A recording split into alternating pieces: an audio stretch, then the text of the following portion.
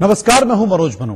Next Maharashtra के इस खास सेगमेंट में आपका स्वागत है, जिसमें आपको दिखाएंगे महाराष्ट्र से जुड़ी हुई कुछ बड़ी खबरें।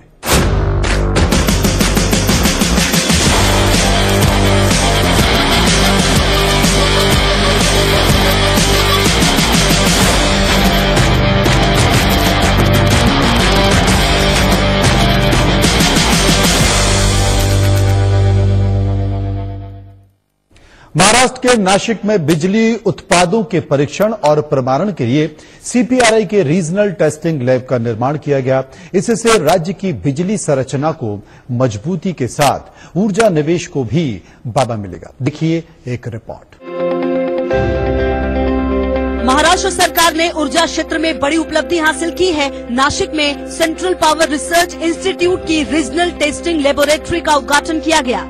केंद्रीय मंत्री मनोहर लाल और मुख्यमंत्री देवेंद्र फडणवीस ने इस आधुनिक टेस्टिंग लैब का उद्घाटन किया। नासिक में सीपीआरआई के आधुनिक लैब को 200 करोड़ रुपए से अधिक की लागत से तैयार किया गया है। अब इलेक्ट्रिक उत्पादों के परीक्षण प्रमाणन की स्थानीय स्तर पर ही सुविधा उपलब्ध होगी। यापूर्वी जे काही आपलं इलेक्ट्रिक इक्विपमेंटचं क्षेत्र आहे, याच्यामध्ये ट्रान्सफॉर्मर्स असतील, स्मार्ट मीटर्स असतील, या सगळ्या गोष्टींकरता आपल्याला टेस्टिंग करता भोपाळमध्ये किंवा हैदराबादला पाठवावं लागायचं।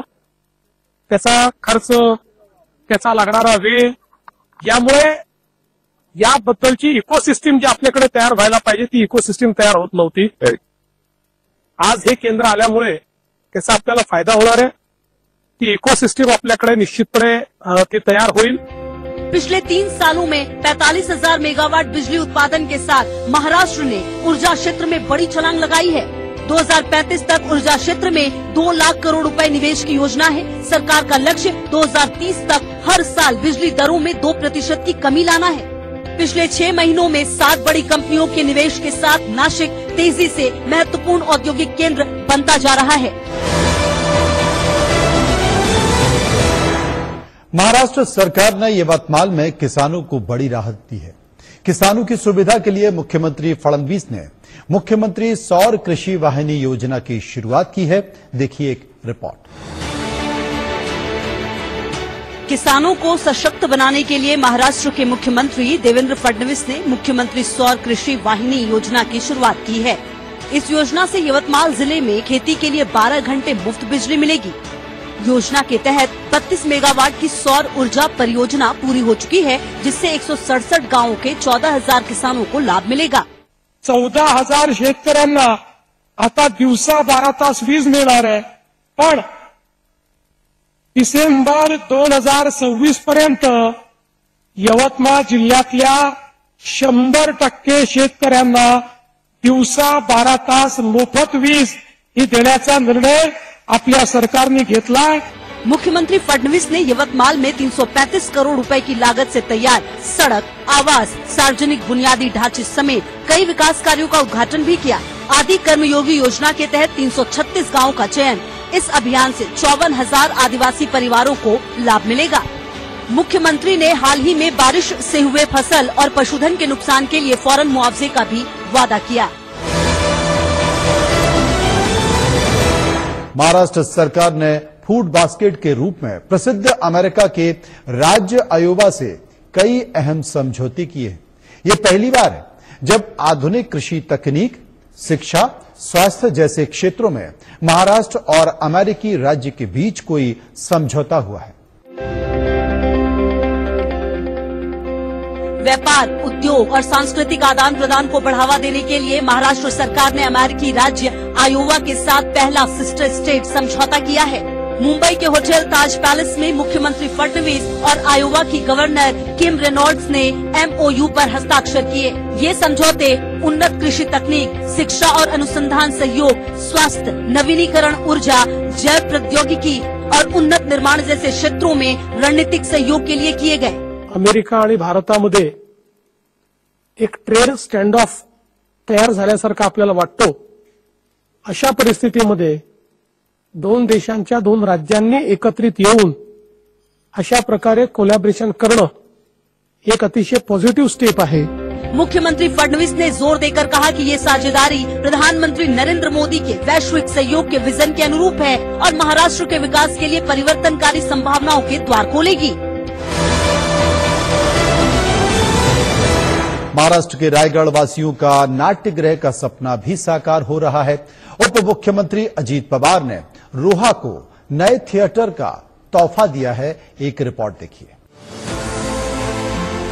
महाराष्ट्र के रायगढ़ जिले की समृद्ध सांस्कृतिक और पारंपरिक विरासत को मजबूत करते हुए उप मुख्यमंत्री अजीत पवार ने रोहा तालुका में डॉक्टर सीडी देशमुख नगर सहभागिता भवन का उद्घाटन किया। इस नगर सहभागिता भवन की संकल्पना उप मुख्यमंत्री अजीत पवार, सांसद सुनील तटकरे, मंत्री अदिति तटकरे और पूर्व विधायक अनिकेत तटकरे ने मिलकर की थी। अजीत पवार ने सालों से इंतजार कर रहे रोहा के निवासियों का सपना साकार किया है। इस नाट्य गृह के उद्घाटन के मौके पर मशहूर अभिनेता सयाजी शिंदे और भारत जाधव भी मौजूद थे। उन्होंने इसे कोंकण क्षेत्र में साहित्यिक और रंगमंचीय गतिविधियों का नया केंद्र बताया। स्वतः सिव्हिलच्या नावाने झालेलं आहे।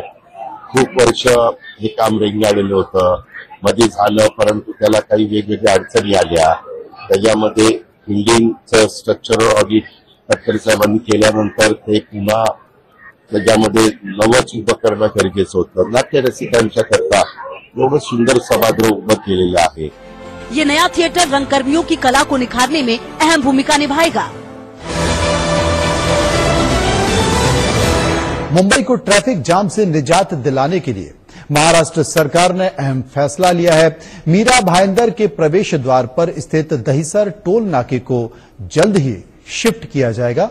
इसी पर एक रिपोर्ट। मुंबई के दहिसर टोल नाके पर लगातार बढ़ते ट्रैफिक जैम को देखते हुए महाराष्ट्र सरकार ने दहिसर टोल नाके को मीरा भाईंदर से हटाकर 2 किलोमीटर आगे वर्सोवा ब्रिज के पास शिफ्ट करने का फैसला किया है। महाराष्ट्र के उप मुख्यमंत्री एकनाथ शिंदे की अध्यक्षता में राज्य परिवहन मंत्री प्रताप सरनाईक के साथ हुई बैठक में ये अहम फैसला लिया गया। दहिसर टोल नाका शिफ्ट होने से लोगों को भारी ट्रैफिक जैम से मुक्ति मिलेगी। अभी काशीमीरा से दहिसर तक रोजाना जैम लगता है। शिफ्ट होने से लोगों के समय और ईंधन दोनों की बचत होगी। लोकांना दिलासा देण्यासाठी काही शॉर्ट टर्म आणि मिड टर्म लॉन्ग टर्म निर्णय घेण्याची आवश्यकता आहे। पोलीस आयुक्त होते, त्यामुळे तत्काळ MSRDC आणि पोलीस डिपार्टमेंट आणि टोल ऑपरेटर यांची बैठक झालेली आहे आणि तात्काळ त्याला जे काही सोल्युशन काढायचं आहे ते देखील त्यामध्ये काढण्यात आलं आणि त्याचा फायदा उद्यापासून लोकांना दिसेल। दहिसर टोल नाके को दीपावली से पहले शिफ्ट करने की योजना है। इससे मीरा भाईंदर और मुंबई के बीच यात्रा और सुलभ हो जाएगी। तो ये थी महाराष्ट्र की इस हफ्ते की कुछ बड़ी खबरें। महाराष्ट्र की ताजा तरीन खबरों के लिए देखते रहिए हमारी खास पेशकश नेक्स्ट महाराष्ट्र।